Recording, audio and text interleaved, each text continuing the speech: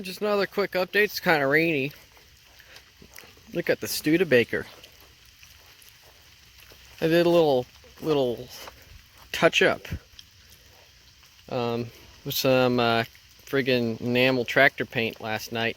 So I was gonna try to get this thing to the Cars and Coffee, but it didn't work out because I had to have these tires mounted. And I still have to paint my little pieces of the trim. Yeah, there's some rust here, which I'm just gonna put the trim back over. But yeah, you got look at my friggin' tires. That is way too much white. So I gotta clean up the tires, but also I gotta paint these wheels or something, or put hubcaps or something. I don't know. That's just too much white. They are just nice. Just beautiful. Yeah, this door I gotta repaint again because I didn't really have any. It was dark because I was trying to get it ready for Cars and Coffee, and yeah, didn't totally work out. So yeah, I'm just gonna kind of get it all painted up. But I got her actually running really good now. Just kind of drove it down the road. Yeah, I put the head and everything back on. You know, I will open the hood for you and just show you how nice this thing really does look. It's like an actually drivable car. I painted the head. I think I showed you that in the last video. One second. Yeah, it's a battery and everything. Head's painted all up. I don't have an air cleaner on it right now, but that's fine. There's water. There's actually water in the radiator. And yeah, this thing starts right up, and it actually runs like good. Those valves were fucked. I don't know. I got a feel if I ran it more, I might have run that out of it, but I'm glad I took that off.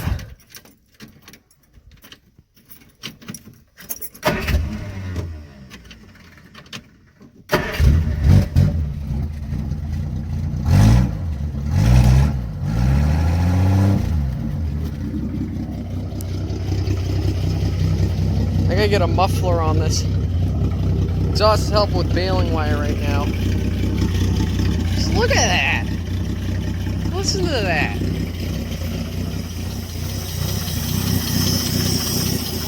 Still shakes a bit, I guess. Still has a mist.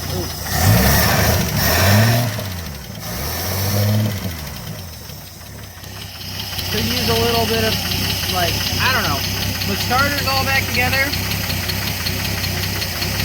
I was gonna weld that piece, and I sort of did, but then I found myself on mystudebaker.com, and I was able to get myself a good, the actual end of the starter. It cost a bit of money, but it was worth it. Now the starter starts it perfect. And I drove this thing to the tire shop, actually. I put some miles on it. Got up to 60, all that stuff, and it drives good.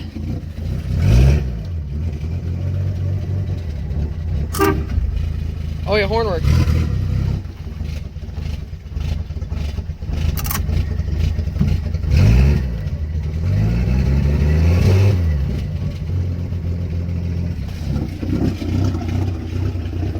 It's just overall a nice car. Runs good. I gotta get me some hubcaps though. Also, I got another problem. You see, there's a bit of a drip. Oh, I'll zoom in. I think that's either from the water pump or it could be a freeze plug. I'm not sure. Oh, and I did some wiring to it. Got it all charging and everything. Yeah. We kind of just sort of cobbled just so it doesn't catch fire like it would have before. And also just so it kind of, you know, works.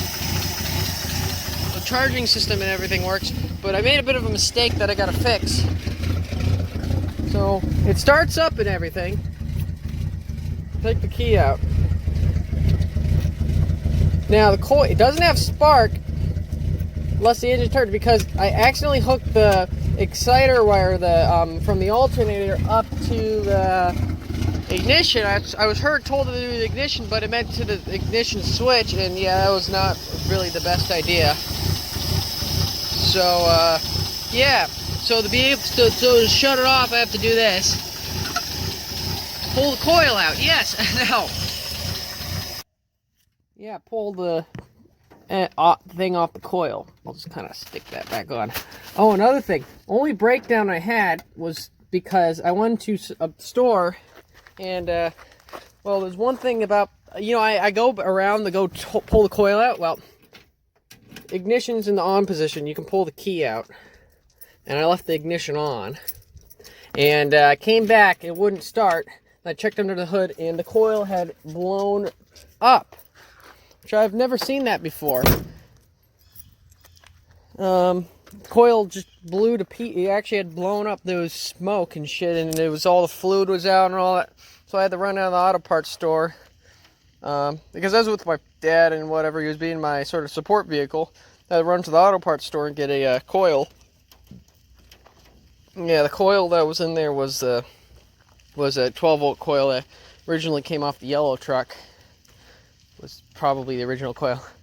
And yellow truck, I want to show you something. I killed Bambi on my way home from work yesterday.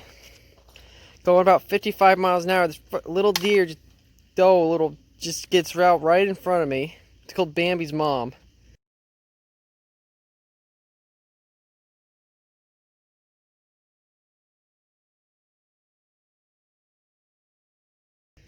And it's going 55 miles an hour. And I mean, it's got a little bit of shit right there. But I mean, that's easy shit. This was already all bent up too. This had already been hit. It already had ran into a few things in the past this fender. So that's not really that big of a deal, having those dents there. Because I just got to touch it up. Yeah, there's all the paint flaking off. Because the paint in some areas is really, really thick. So maybe I'll do a video just doing a quick touch-up job, making it all nice and pretty.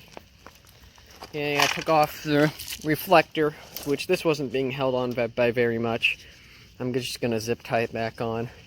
But the bumper, I put a lot of effort into fixing this bumper. It friggin' ran into a few things in the past. Right? It took me a while to straighten that out. Now it's fucked again.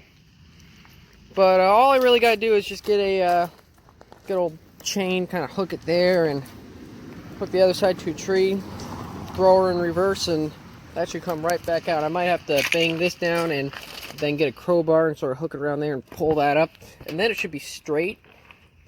And then I might just put a little touch-up paint there, because all that concourse. Well, oh, I didn't realize it. Oh, it broke my trim piece. And ooh, it might have pushed in the course board. I did not realize it broke the trim piece.